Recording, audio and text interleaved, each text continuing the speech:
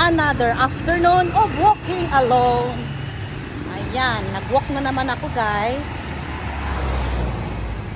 Walking alone. Kasi si Jason nagre-recovery pa. Actually, pati na naman ako nagre-recovery pa ako eh.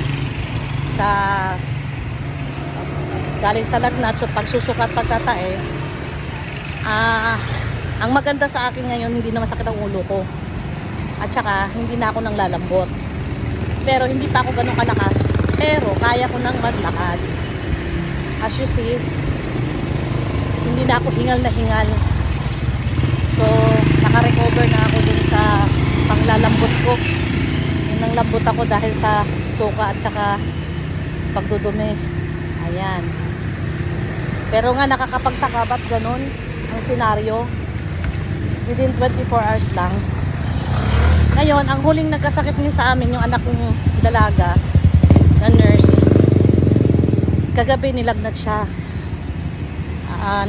Nasusuka din siya, pero alam ko napigilan niya, hindi siya nagsuka, pero medyo nagdumi din siya.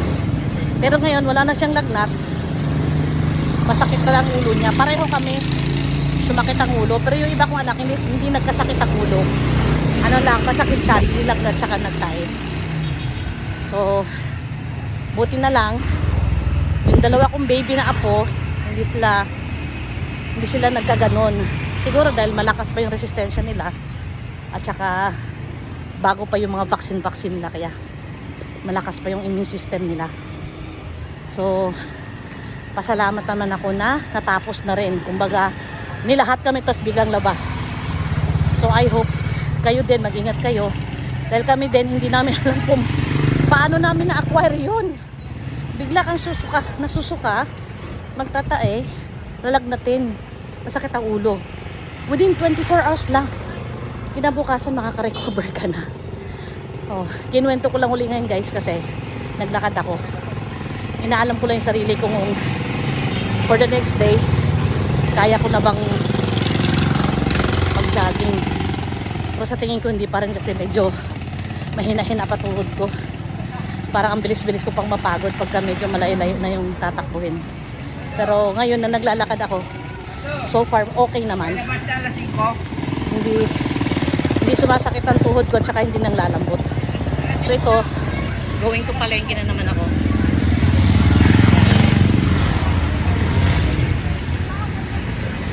Papasok ako ng palengke, iikot ako.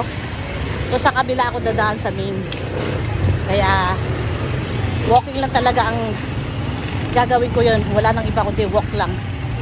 Para ma-energize at saka magre-recover yung stamina ko. Para next week na lang siguro ako mag-umpisang mag-jogging. Sa ngayon, walking lang at saka workout. Saka, tignan nyo guys, oh, malalim pa yung ano ko, oh, mata. Parang medyo dehydrated pa ako.